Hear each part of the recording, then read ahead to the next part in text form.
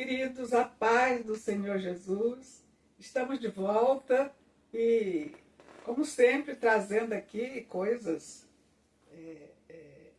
preciosas que a gente descobre na palavra, na nossa prática do culto familiar.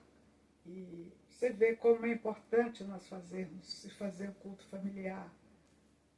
Olha, meus queridos, vamos valorizar esta prática. Se aprende, se ensina, se exalta o nome do Senhor. E o Senhor honra aqueles que fazem isto, porque Ele traz coisas, traz revelações muito maravilhosas para nós. E hoje nós vamos ler aqui um texto que está no livro de João, no capítulo 12. Um texto muito conhecido, que é aquela passagem de Maria unge com unguento os pés de Jesus. Vamos ler um pouco. Foi, pois, Jesus 6 dias antes da Páscoa a Betânia, onde estava Lázaro, que falecera, e a quem ressuscitara dos mortos. Fizeram-lhe, pois, ali uma ceia, e Marta servia, e Lázaro era um dos que estava à mesa com ele.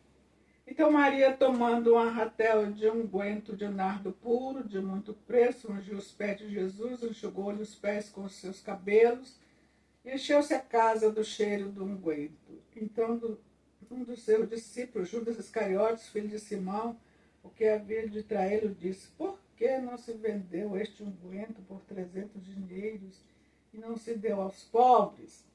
Só até aqui, meus queridos, que nós vamos ler hoje.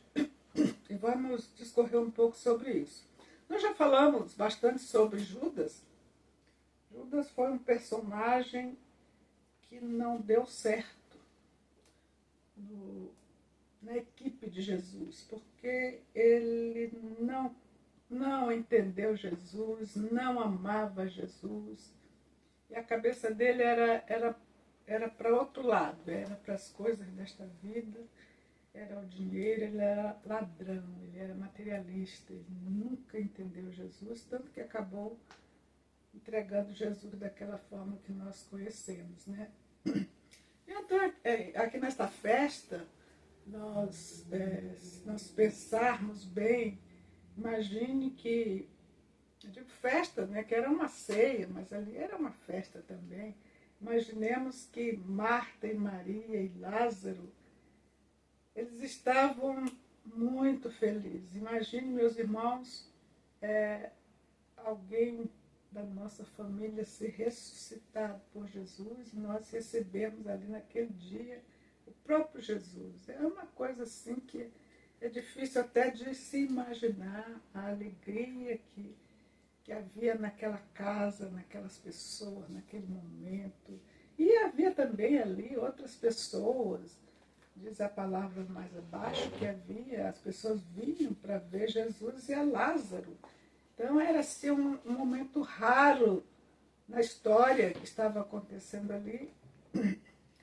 E Maria, eu imagino que ela devia ter aquele perfume já guardado, quem sabe, ou investiu parte da sua fortuna, né? Que talvez não fosse grande, né? Mas o certo é que aquele perfume ele era muito caro, né? E ela, quando Jesus estava ali, ela foi e jogou aquele perfume nos pés de Jesus e enxugava com seus cabelos. Era assim uma coisa, eu acho que Maria estava quase se derretendo de tanta alegria, né?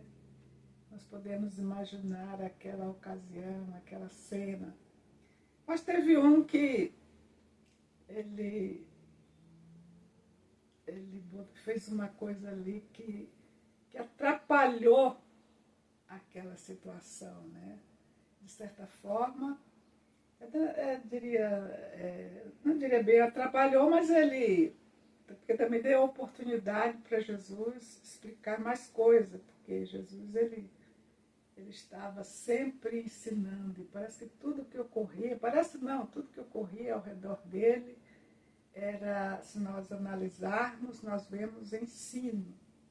Então Judas protestou aquilo ali, mas puxa, esse perfume tão caro que poderia ser vendido e dado aos pobres. Foi um desperdício fazer isto. Então nós vemos aí a controvérsia da mentalidade de Maria e de Judas, né? Porque nós sabemos muito bem, nós entendemos, nós até sentimos o que Maria estava sentindo ali. E nós entendemos também o que Judas estava sentindo. E o que aconteceu? Ali o Senhor nos mostrou um comprometimento da adoração ao nome de Jesus, que é uma coisa que faz parte do plano maligno para comprometer a obra de Deus, para facilitar o esfriamento da fé, comprometimento da adoração. A adoração, meus queridos, a palavra de Deus diz que Deus procura os verdadeiros adoradores. É uma coisa maravilhosa. Um adorador é um amado de Deus, é um querido, é uma pessoa especial, não é qualquer pessoa. E são estas pessoas que Deus está procurando. Alguém já até disse, e realmente a gente olhando na palavra, é o único que as pessoas que Deus procura são os adoradores. E nós precisamos ser um destes, um adorador de Deus, que são essas pessoas especiais, alguém disse que são o xodó de Deus. É isso que nós devemos ter prazer em ter. Mas ultimamente nós vemos que, aliás, eu não sei se é ultimamente, mas acho que desde aquela época já tinha, e eu creio que a tendência é isto se agravar. Aqueles que confundiam as coisas, adoração com louvor, e acabam fazendo uma grande confusão que no final das contas só dá mesmo uma grande confusão. Não sai louvor, não sai adoração, não sai nada. Algumas pessoas, hoje nós infelizmente vemos que no meio evangélico existe uma compreensão, uma mentalidade de que adoração é um culto de muito barulho, de muita dança, de muitas luzes, de muita música, e muitas vezes aquelas pessoas que estão ministrando o louvor, muitas vezes nem tem um comprometimento com Deus, às vezes não se sabe nem de onde saíram, às vezes até a sua aparência é comprometida, as músicas não se sabe nem cantar, não se sabe. Então eles vêm e dão o seu show ali, e aquilo, a igreja ainda, alguns ainda se exaltam e ficam convencidos de que praticaram adoração e louvor a Deus. Mas na verdade não é. Existe uma diferença muito grande entre o louvor e a adoração. O louvor, meus queridos, é a gente bendizer alguém, exaltar os feitos de alguém, a gente louvar os feitos de alguém. Este é o louvor, né? Já a adoração, ela é uma atitude de reconhecimento, de exaltação ao nosso Deus pelo que Ele faz. Isto é uma coisa que tem que estar entranhada em nós. Este sentimento, esta atitude de adoração ao nome do Senhor. Não vamos desprezar o louvor, porque o louvor também faz parte da adoração, né?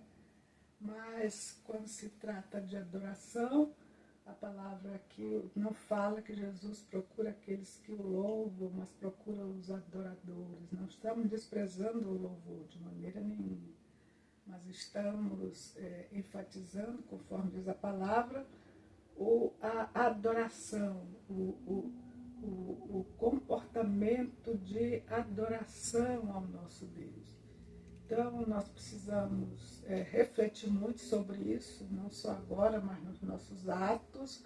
Nós precisamos refletir se estes atos estão adorando ao nosso Deus, exaltando ao nosso Deus, e se não, vamos procurar mudar, deixar de fora, e certamente o Senhor vai nos abençoar.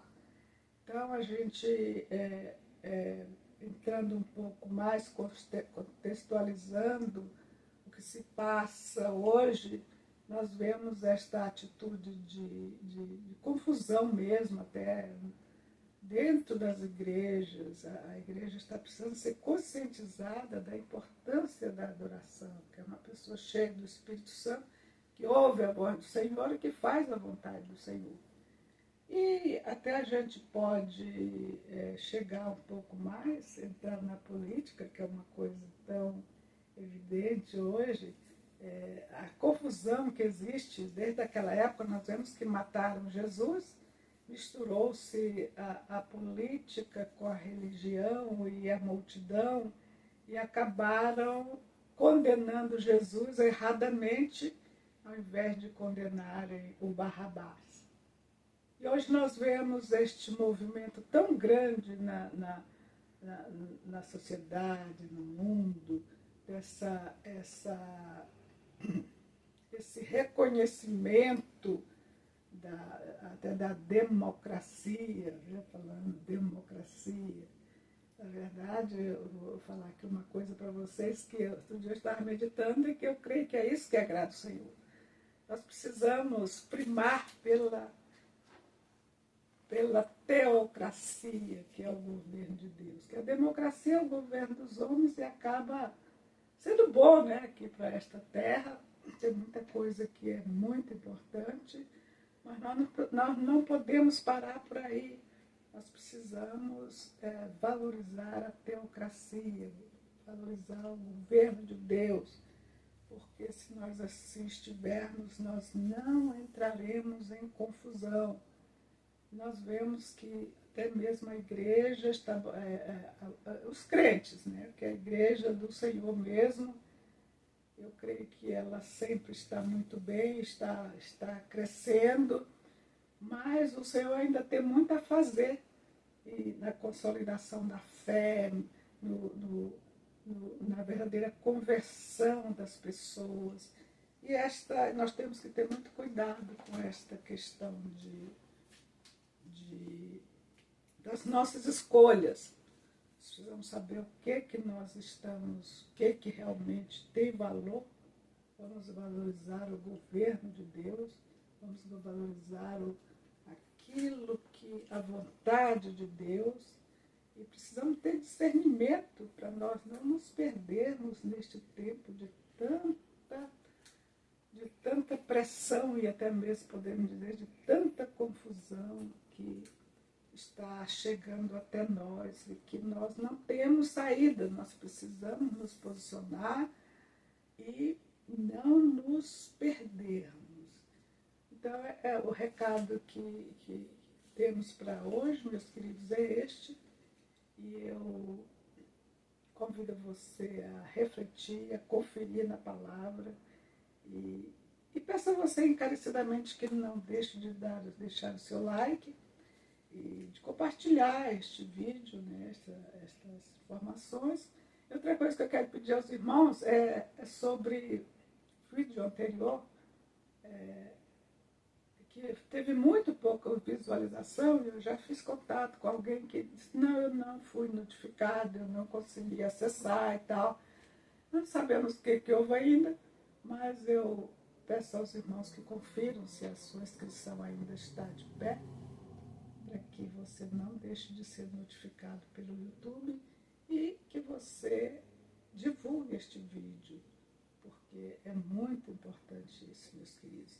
Então eu me despeço de todos, com a paz do Senhor Jesus. Até o próximo vídeo.